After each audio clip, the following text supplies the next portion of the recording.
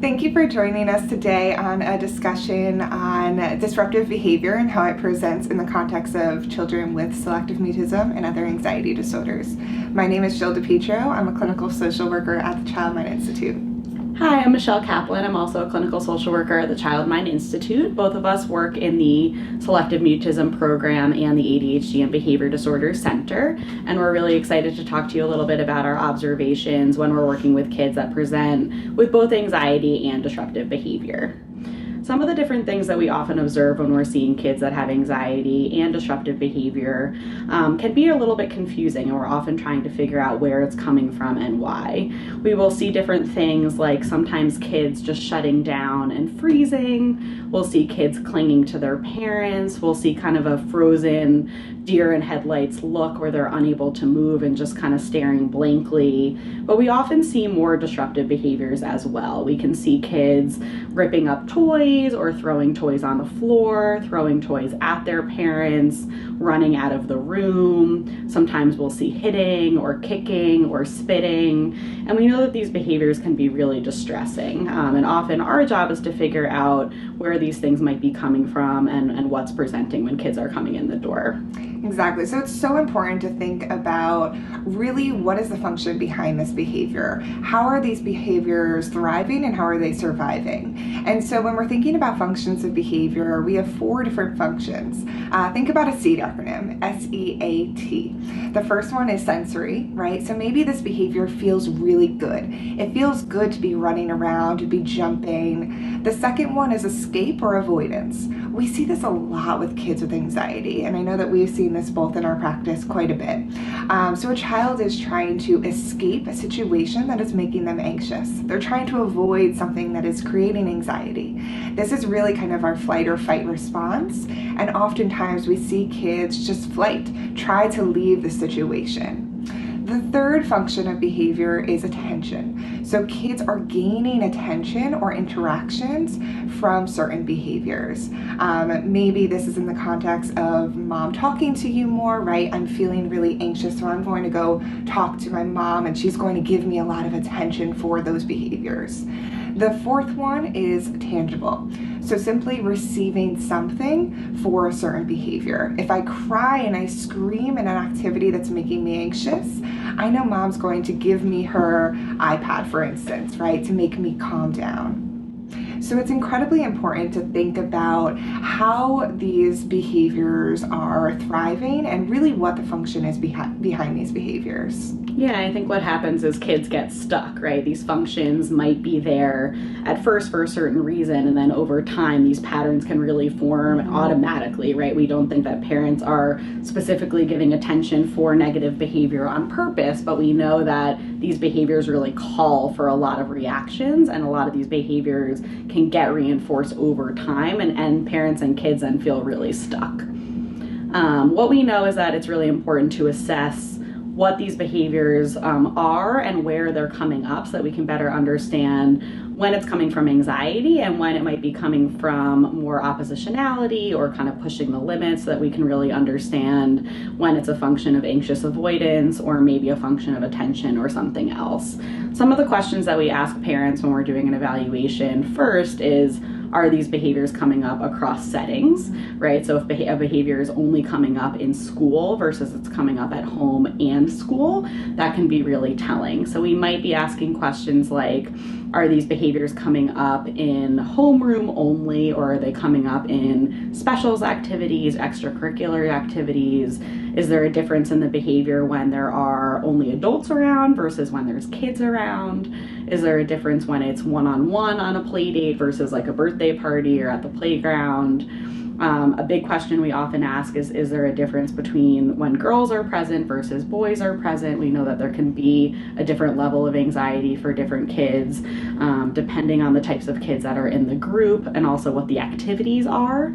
And that can help us better understand what we're looking at and what might be happening. And the key here really is to make sure that you're working with a therapist that knows how to assess these different behaviors, and that you're working with a mental health therapist that is aware of selective mutism and that is really trained in how to target some of these difficult behaviors. Definitely, because I think when we start working with a parent and we might talk to a school, they might be saying things like, oh, this child is running out of the room, they're not participating in anything, they're refusing to sing during music, they're not eating during lunch, and sometimes it can look very oppositional in nature. And what we know is that anxiety can present sometimes in a more disruptive way, right? When we typically think about anxiety, we think about kids that are more frozen or quiet or appear to be shy, and those kids very clearly, right, are struggling and have some sort of distress. But there are many, many kids that have anxiety that present in a more externalizing way, right? These are the kids that are leaving the room or jumping up and down or unable to engage in something. And while it may look like they're withdrawing or that they're being oppositional, we know that that is not always true. And so the function of that is really important to consider. Definitely. So we're going to shift our attention to really the intervention that we want to put in place. We're going to think about really moving our way up the hierarchy of behavioral techniques. When we're thinking about this, we want to really focus a lot of our attention on prevention. We know that we can prevent a lot of these behaviors from occurring in the first place. And from there, we want to move towards attending, active ignoring some of these minor misbehaviors, and then working our way through possibly, right, behavior charts, rewards, and consequences as needed. Yeah, and so all these behaviors that we're going to be talking about, all these different strategies, right, are for when we're thinking about kids that present with selective mutism and some of these other disruptive behaviors. A lot of these strategies are great for kids that are struggling with a variety of behaviors, but we're going to try to give you an overview of some of the things that we think are most helpful to think about. Definitely. So we're going to start just by talking about prevention. We know prevention is an incredible tool. For our kids with anxiety, we want to make sure that we're previewing the plan ahead of time. We're really breaking down the steps on what's happening first, next, and last. Sometimes this can be in creating a visual schedule with them. Other times it might be creating a social story and truly creating kind of like a storybook on what's happening when they go to gymnastics, what they can expect. Yeah, sometimes we might even add a role play, right? And so we might actually act out what it looks like to go to school on the first day, right? Actually pretending to put our backpack down or sitting down at the desk, helping kids to really understand each step that they're going to have to do when they get to the situation that might be anxiety provoking. Absolutely. And so part of this is empathizing with the child that we understand this is going to be really hard and we're working on being brave.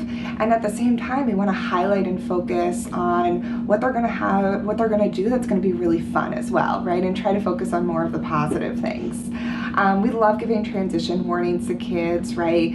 Letting them know when they're going to shift to a different activity, really defining for them clear behavioral expectations, having them understand exactly what's expected of them at every activity.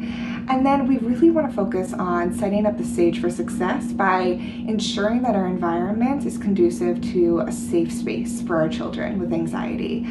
This can look very differently depending on the behaviors you're seeing, right? If we know that a child is likely to run out of the room the minute more kids funnel into that room, maybe we want to position ourselves a little bit closer to the door so we can prevent them from eloping from the classroom or from the activity room.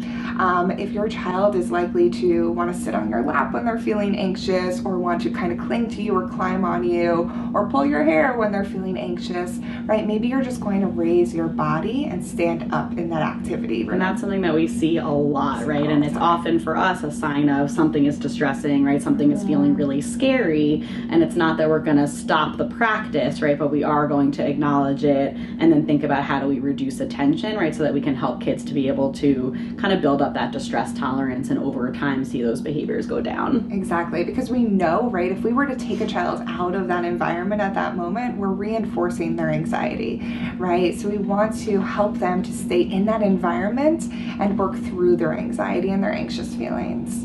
What we know is that attention here can be incredibly powerful, and your attention as adults can be incredibly powerful. Attention can reinforce positive behaviors, but it can also reinforce negative behaviors. So we want to be really selective on what we're giving our attention to.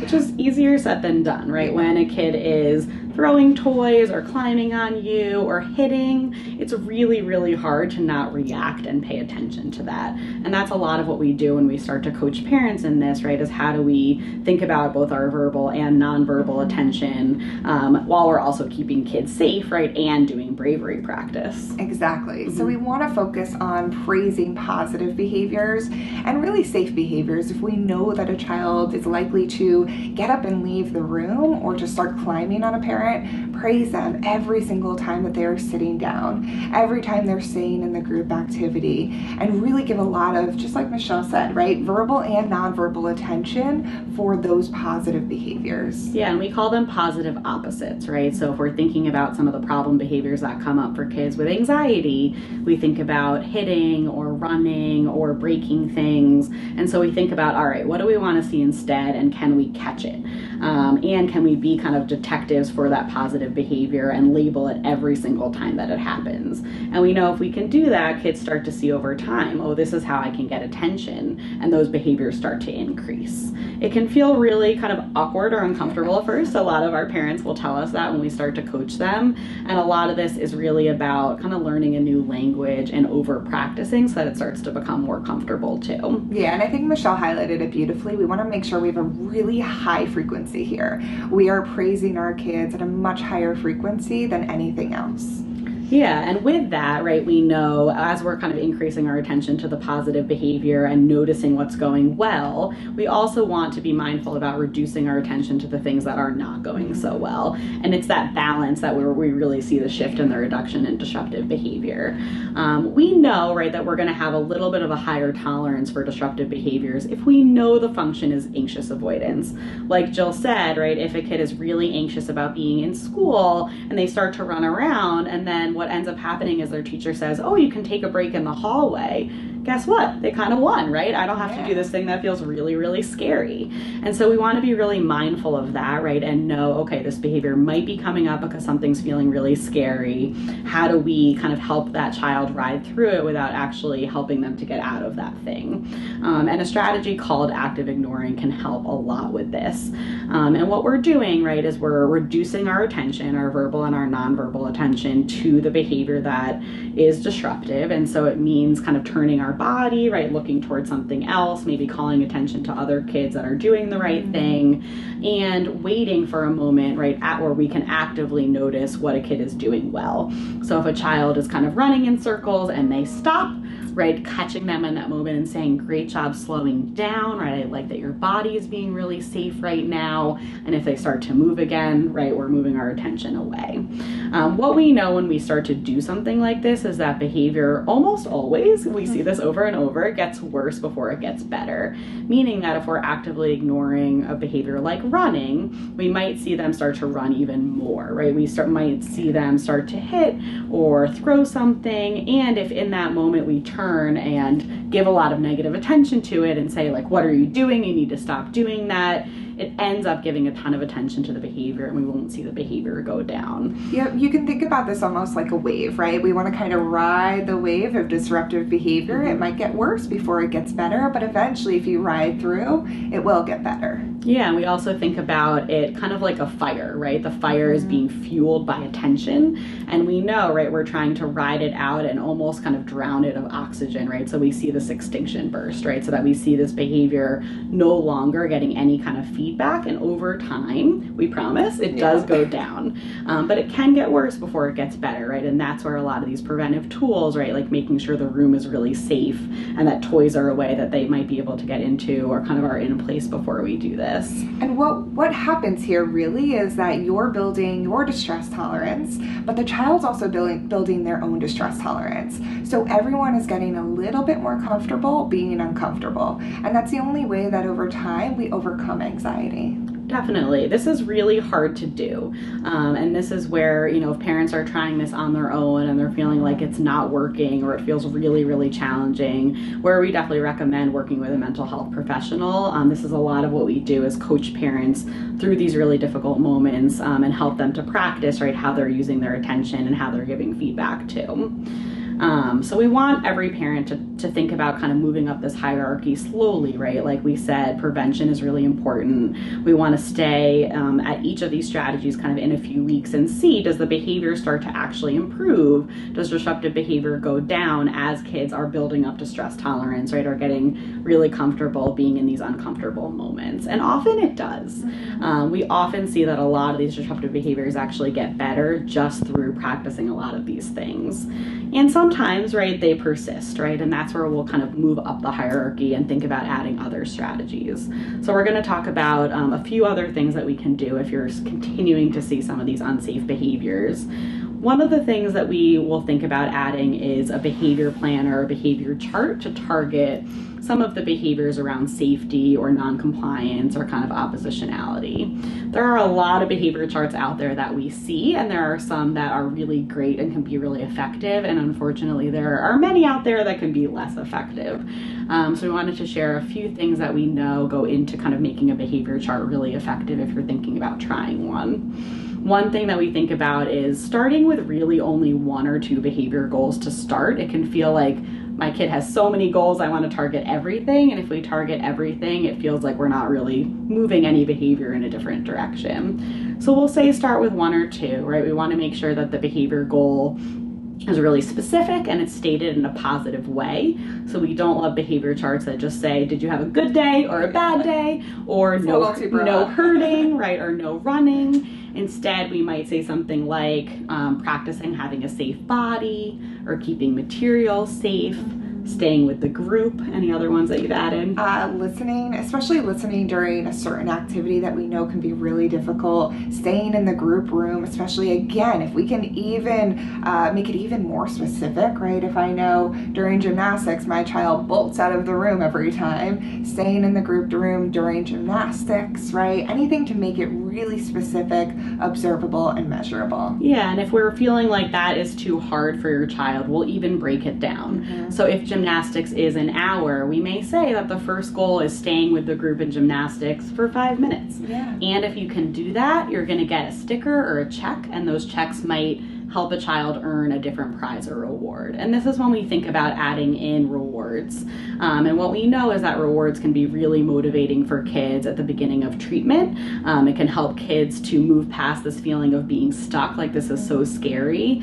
And, right, we can help kids kind of move up their bravery goals, right, as we're kind of engaging in some of these things. And keep in mind, while you might be giving some tangible rewards, you should always be praising. You should always be giving your verbal reward or your verbal attention by praising those positive opposite behaviors as you're seeing them. Yeah, if we are setting up a behavior chart, right, one thing that we do recommend is starting to practice in a non-anxiety provoking situation, right? So if a child is having a hard time following directions in their classroom, we might actually say, okay, let's actually practice following directions just with parents in the playroom, right? And let's get really, really good at it, right? And let's practice, right, following a direction, getting a check, helping them to work towards prizes so that they start to feel, oh my gosh, I actually can follow directions. I think I can do this. And then can we add 1 more kid? Right? Can we add 2 more kids? Can we add 3 more kids? Can we add in an activity that may be a scary activity for your child? And that's how we start to build those brave muscles, right? If we go too quickly, it doesn't tend to work so well. And so if a behavior chart isn't working so well, it may be that we need to break down the goal into kind of tiny steps. Exactly. So that's how we think about behavior charts, right? And obviously there are so many different versions of behavior charts depending on kids' developmental levels and what their goals are. And we definitely recommend consulting with a provider to think about how to tailor it for your child too. If a behavior chart is in place and you're continuing to use it really consistently and you're still seeing unsafe behaviors, hitting, kicking, destroying property, this is where we'll add in or recommend adding in a consequence. And what we know about consequences is that they can stop behaviors in their tracks, right? They can de-escalate situations that can become really unsafe, and they don't tend to work to increase the positive opposite on their own. And we like to say that because it can feel like, okay, let's just go right for the consequence, and there's a reason why we hold back and why it's at the top of our hierarchy, right? We really want you guys to try preventive measures first. We know they're actually the most effective, and we will use consequences in a limited way if we need to. Yeah, keep in mind that hierarchy, right? For a very specific reason, we have the preventive measures, we have active ignoring, we have praising positive opposite behaviors on the bottom, but they're also the biggest steps in our hierarchy. And so we work our way up very slowly and only use consequences if we feel that we still do need them, just like Michelle said. Yeah, there are different types of consequences that we'll recommend. Sometimes we'll recommend using a timeout, and sometimes we'll recommend using a loss of a privilege. If we are going to set up a consequence with a family, the most important thing is that we're thinking about setting up the plans so that everybody's on the same page during a time when things are calm. And this means parents, but it also means other caregivers or nannies or babysitters or grandparents, that everybody knows how to follow through, and also that your child knows the plan. And this is also something that we'll often role play and include in a social story as well. And being really specific, right? Meaning that we might say, if you hit, you are going to have a timeout. Or if you hurt, right, you will lose the iPad for an hour. And if there is a loss of a privilege, right, we definitely recommend using it in really small increments. What happens sometimes is in the heat of the moment, we'll say something like, you just hurt me, and so you've lost this privilege for the rest of your life, or you're not going to that birthday party. And then you're like, oh no, I actually wanted to do brave practice during that birthday party. And so what we know is that by setting up consequences ahead of time and using really small consequences, right, we actually have a little bit more leverage, right? And we can actually de-escalate things a little bit quicker. It doesn't feel like out of proportion to the behavior, and it feels like a plan that everyone's decided on ahead of time. The consistency and predictability of consequences is the most important thing. And that is something that we do see work really effectively to target some of these unsafe behaviors while we're working in the context of anxiety treatment. Exactly. So keep in mind, overall, these behaviors didn't happen overnight, and they won't change overnight. This will take time, it will take persistence, and there are ebbs and flows in this, right? Some days it'll be great, and other days it'll be harder. But keep in mind to reference the behavioral hierarchy, to reference, right, and to really focus on preventative measures as much as you can. These behaviors are very common. We see them all the time in kids with selective mutism and other anxiety disorders. Yeah, and I would definitely encourage you to also share what you're learning with other people in your family or on your child's treatment team, and educate them, right? And let them know that these behaviors can look really oppositional, they can look really disruptive, and we know this is how my child is presenting in their anxiety, and if that's true, right, here's how we're going to help them kind of manage their distress a little bit better. Exactly, and if you need more support, definitely seek out a mental health provider that is trained in selective mutism, that is able to target these behaviors in an appropriate way. Thanks for listening. Thank you.